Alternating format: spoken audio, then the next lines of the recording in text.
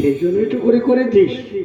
তখন গোবিন্দ আমার মনে মনে ভাবছে, বাচ্চা বলে না। নমস্কার, কেমন আছেন সবাই?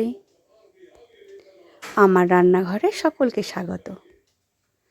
দেখলেনই তো আজকে রান্না বান্না করিনি, কারণ হরিনাম বাড়ি গিয়েছিলাম। আচ্ছা বলুন তো, বিয়ে বাড়ি, অন্নপ্রাশন বাড়ি সবার সেরা কিন্তু হরিনাম বাড়ি। হরিনামের প্রসাদটা যেন অমৃতের সমান হয়ে যায়। যতই হোক ঠাকুরের প্রসাদ বলে কথা। যাই হোক, গরম গরম ভাত, লেবু, নুন তো পড়েই গেছে। এবার দিয়ে দিল 5 মিশালি সবজি দিয়ে সবজি ডাল। মুগের ডালটা কিন্তু দারুণ হয়েছিল, তার সাথে দিয়েছিল ঝুড়ি ভাজা। ঝুড়ি ভাজা দিয়ে লেবু দিয়ে কিছুটা ভাত খেতে খেতেই চলে এসেছিলো পোস্ত।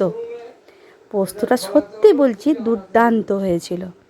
তা করতে করতে চলে এলো শুক্তোটা পূর্ব টেস্ট হয়েছিল। ভগবানের প্রসাদ একেই বলে।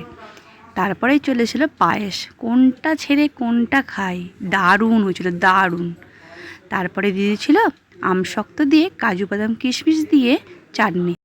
তারপরে চলে এলো পাঁপড়, পাঁপড়ের সাথে চাটনি খেতে খুব সুন্দর লাগে।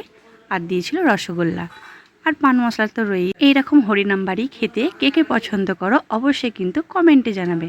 ভালো লাগলে সাবস্ক্রাইব করে দেবে চ্যানেলটা। নমস্কার।